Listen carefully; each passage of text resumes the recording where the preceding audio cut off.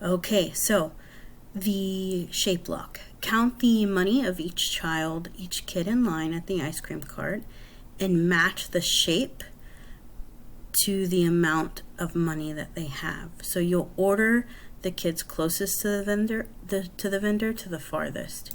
So you have your picture here. What you need to do is count how much money each of these kids has. And so for this little girl, you need to figure out how much money she has. That will determine the ice cream that she gets. Once you figure out what amount she has, then that tells you your shape. So if she's first, whatever shape she's going to buy with her ice cream, I guess you can kind of think of it that way. Or maybe that these shapes are the price tag for each of the ice creams. That's kind of expensive, but that's my opinion. You need to order them in that way. So you got to start right here. She's the first in line. Good luck.